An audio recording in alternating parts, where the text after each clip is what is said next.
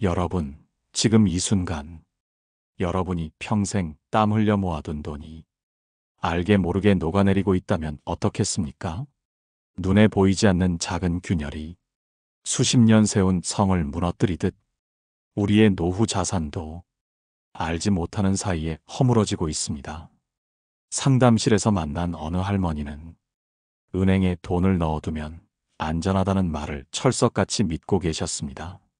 서류상으로는 수천만 원이 통장에 있었지만 실제로는 매달 생활비보다 적은 이자만 들어왔습니다. 물가는 오르고 병원비는 커져가는데 돈은 늘 제자리에 머물러 있었습니다. 결국 통장의 숫자는 변하지 않아도 실질적인 자산 가치는 해마다 줄어드는 꼴이었습니다. 할머니는 저에게 이렇게 말씀하셨습니다. 선생님, 나는 안전하다 생각했는데 이게 안전이 아니었어요. 조용히 가난해지는 길이었어요. 여러분, 오늘 우리가 나눌 이야기는 바로 이것입니다. 여러분의 돈, 지금 어디에 보관하고 계십니까? 은행 예적금, 그것이 과연 답일까요? 은행원들조차 양심 고백을 합니다. 고객님들, 예적금만으로는 노후를 지킬 수 없습니다라고요. 여러분, 우리가 가장 두려워해야 할 것은 크게 잃는 위험만이 아닙니다. 조용히, 천천히, 그러나 확실하게 노후 자산이 소멸되는 것입니다. 오늘 방송에서는 은퇴 이후 여러분이 반드시 지켜야 할 3가지 원칙을 중심으로 어떻게 돈을 안전하게 지키고 또 지혜롭게 불려야 하는지 말씀드리겠습니다. 첫째, 단순한 보관이 아니라 관리의 지혜가 필요하다는 것. 둘째, 건강한 소비 습관이 자산을 지킨다는 것. 셋째, 인간관계 속에서 돈이 진짜 가치를 발휘한다는 것. 이 3가지를 사례와 함께 나누며 여러분의 노후 자금을 지킬 방법을 찾아보겠습니다. 로마의 철학자 세네카는 이렇게 말했습니다. 우리는 짧은 인생을 사는 것이 아니라 많은 시간을 낭비할 뿐이다. 여러분, 우리의 돈도 마찬가지입니다. 돈이 적어서 불안한 것이 아니라 잘못된 방식으로 방치하고 낭비하기에 불안한 것입니다. 이번에는 실제로 예적금만 믿다가 노후의 위기를 맞이한 한 분의 이야기를 조금 더 구체적으로 말씀드리겠습니다. 여러분, 상담실에 찾아오신 한 70대 어르신은 평생을 은행과 함께 하셨습니다. 은행은 국가가 보장해주니 안전하다. 이 믿음 하나로 오직 예금과 적금만을 유지하셨습니다. 은퇴 당시에는 억 단위의 자산을 쥐고 계셨습니다. 주변 사람들은 모두 부러워했습니다. 그래도 저분은 노후가 든든하시겠지 하고 말입니다. 그런데 시간이 흘러 10년이 지나자 상황은 완전히 달라졌습니다. 그분은 여전히 같은 금액을 통장에 가지고 있었지만 실질적으로는 절반 가까운 가치만 남아 있었습니다. 왜냐하면 물가는 꾸준히 오르고 있었기 때문입니다. 은퇴 당시 500원 하던 버스비가 1200원이 되었고 5000원이던 점심값은 10,000원을 훌쩍 넘겼습니다. 그 사이 은행 이자는 1% 남짓에 불과했습니다. 돈은 제자리에 있었지만 세상은 이미 멀리 달려가 버린 것입니다. 더 큰 문제는 예상치 못한 병원비였습니다. 나이가 들수록 약값과 치료비는 늘어나는데 이자는 턱없이 부족했습니다. 결국 그분은 매달 원금을 깨쓰기 시작했습니다. 나는 안전하다라는 믿음이 오히려 가난으로 향하는 길이었던 것입니다. 여러분, 여기서 우리는 중요한 질문을 던져야 합니다. 과연 내 노후 자금은 안전한가? 통장에 숫자가 그대로 있으니 괜찮다고 스스로 위로하고 계시지는 않습니까? 하지만 그 숫자의 가치는 해마다 줄어들고 있습니다. 조용히 가난해지는 함정에 빠져들고 있는 것은 아닐까요? 저는 이분의 이야기를 들으며 노후 자산은 단순히 보관하는 것이 아니라 살아 움직이도록 관리해야 한다는 사실을 다시 깨달았습니다. 그분도 결국 늦게나마 깨달으셨습니다. 내가 돈을 묶어둔 게 아니라 내 삶을 묶어둔 거였구나 하고 말입니다. 동양의 고사에 이런 말이 있습니다. 구슬도 다듬지 않으면 그저 돌일 뿐이다. 여러분의 돈도 다듬지 않고 방치하면 결국 돌덩이처럼 무가치해질 수 있습니다. 이번에는 예적금이 왜 노후 자산의 답이 될 수 없는지, 그리고 어떤 방식으로 관리해야 하는지 첫 번째 해법을 이어서 말씀드리겠습니다. 여러분, 돈을 관리한다는 것은 단순히 숫자를 늘리는 것이 아닙니다. 돈을 제 역할을 하게 만드는 것이 바로 관리입니다. 특히 노후 자산은 잃지 않는 것이 최우선입니다. 하지만 단순히 예적금에만 묶어두면 잃지 않는 듯 보이지만 사실상 가치는 서서히 잃고 있습니다.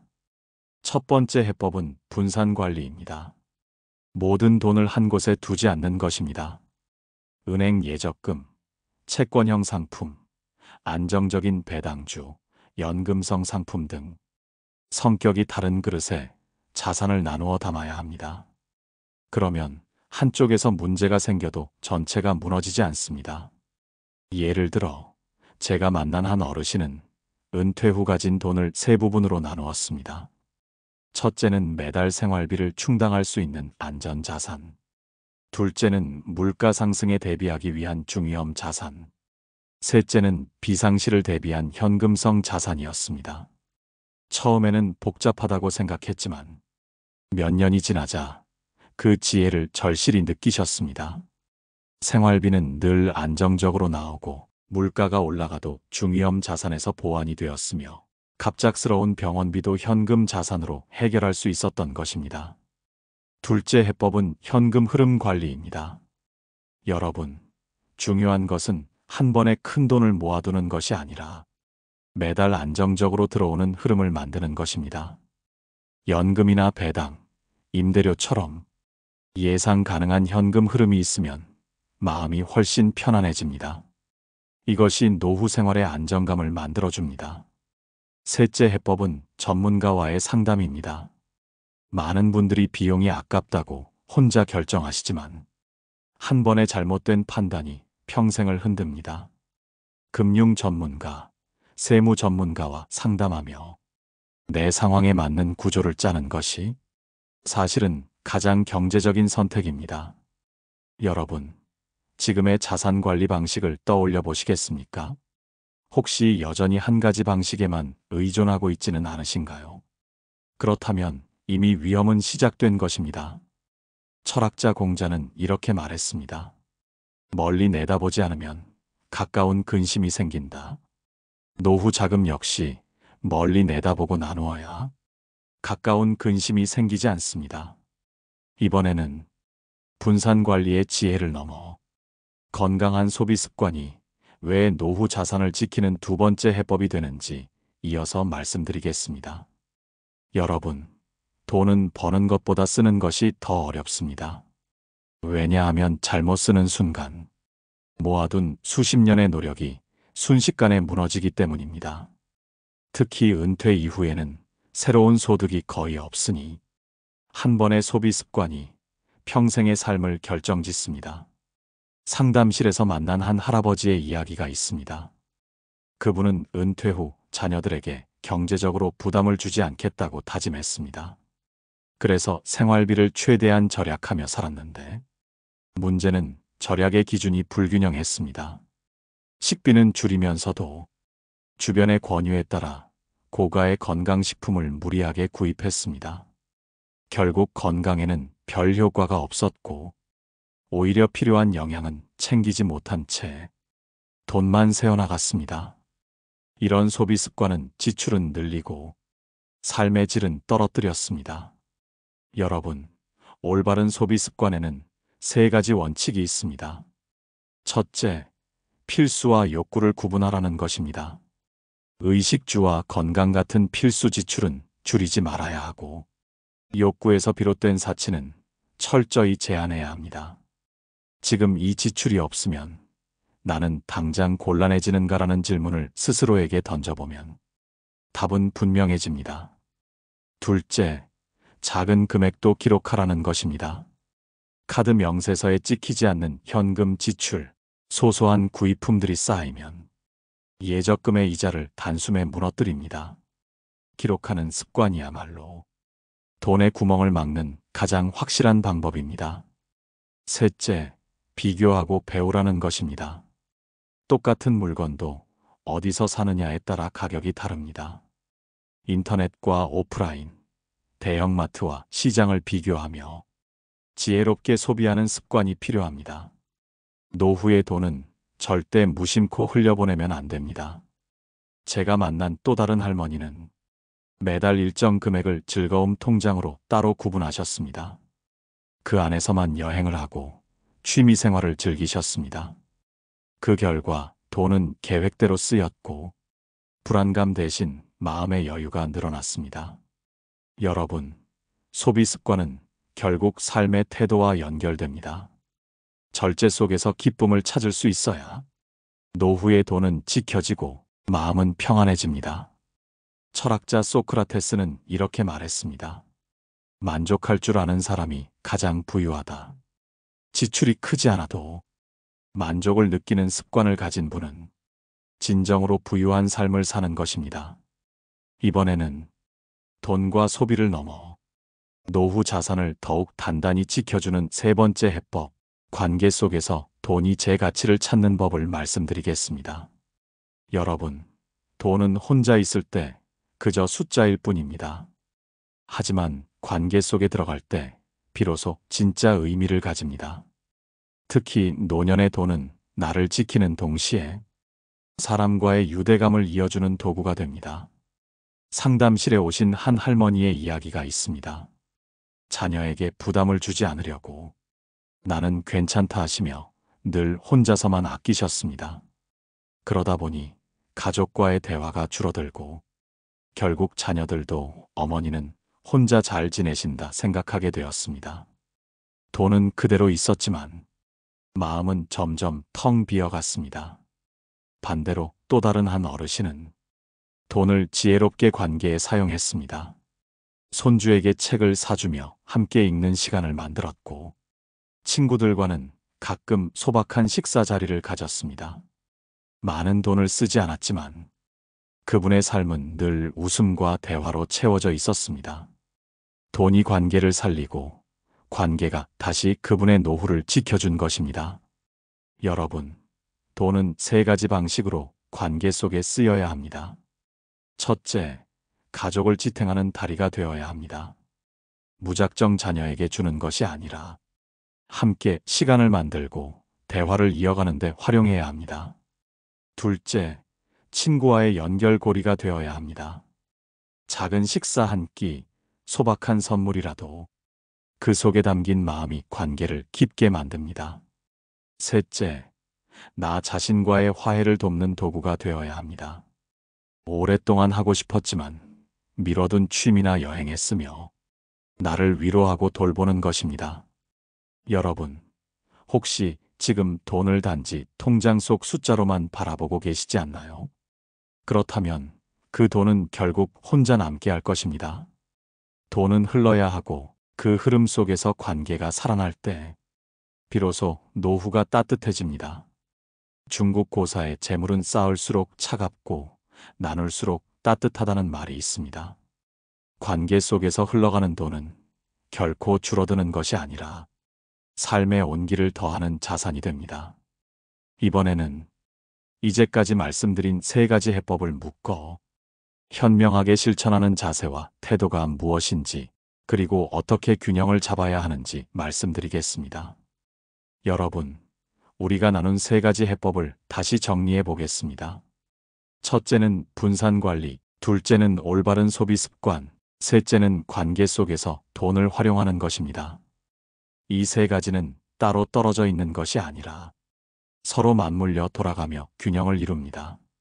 하지만 많은 분들이 한쪽에만 치우칩니다. 돈을 지키는 데만 몰두하다가 건강을 놓치거나 관계를 잃고 관계만 붙잡다 경제적 기반이 흔들리거나 절약만 하다 즐거움도 행복도 사라집니다. 이 불균형이 결국 노후를 힘들게 만듭니다. 그렇다면 어떻게 균형을 잡을 수 있을까요?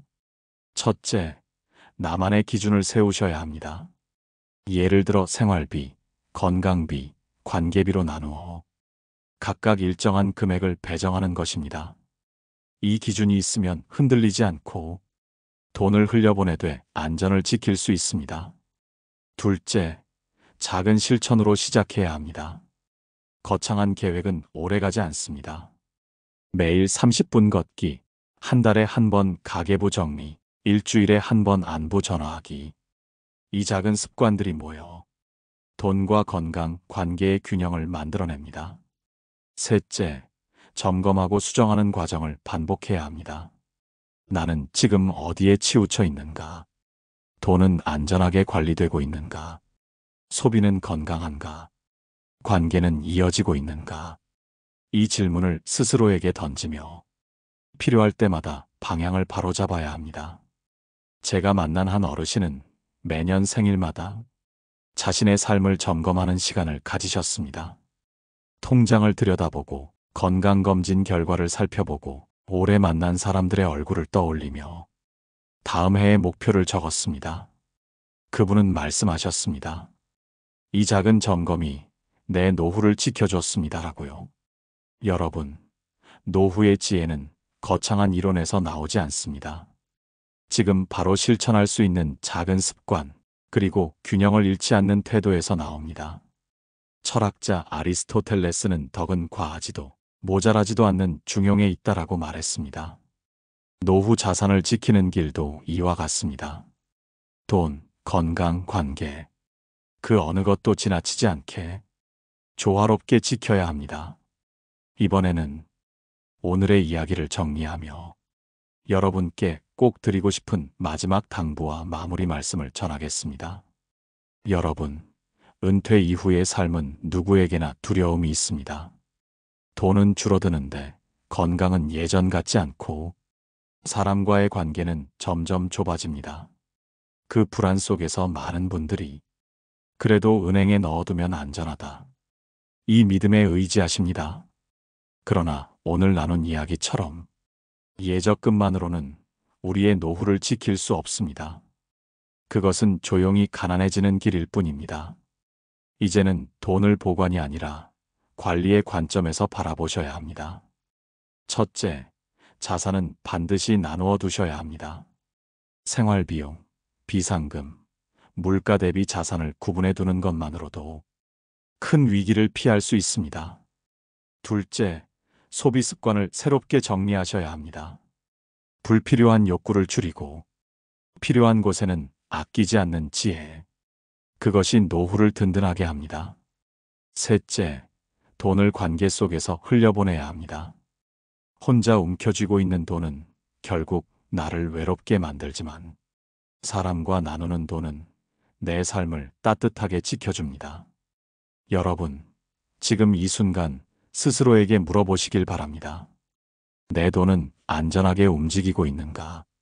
내 소비는 건강하게 흐르고 있는가? 내 관계는 따뜻하게 이어지고 있는가? 철학자 세네카는 재물은 좋은 종이 될 수는 있지만 나쁜 주인이 될 수도 있다라고 했습니다. 돈을 지배하는 주인이 되느냐, 돈에 끌려가는 종이 되느냐? 그 선택이 바로 여러분의 노후를 결정합니다. 오늘 이야기 속에 혹시 여러분의 모습이 비쳤나요? 그렇다면 지금부터라도 작은 변화를 시작하시길 바랍니다. 작은 습관 하나, 작은 선택 하나가 앞으로의 10년, 20년을 바꿉니다. 여러분의 생각과 경험을 댓글로 나눠주시면 다른 분들의 삶에도 큰 지혜와 힘이 될 것입니다. 좋아요와 구독도 부탁드립니다. 여러분의 참여가 이 메시지를 더 널리 퍼뜨려 더 많은 이들의 노후를 지켜줄 수 있습니다. 오늘 하루도 여러분의 통장은 안전하게 지켜지고 몸은 건강하며 관계는 따뜻하게 이어지기를 진심으로 바랍니다. 다음 방송에서 또 다른 지혜와 감동으로 여러분을 찾아뵙겠습니다.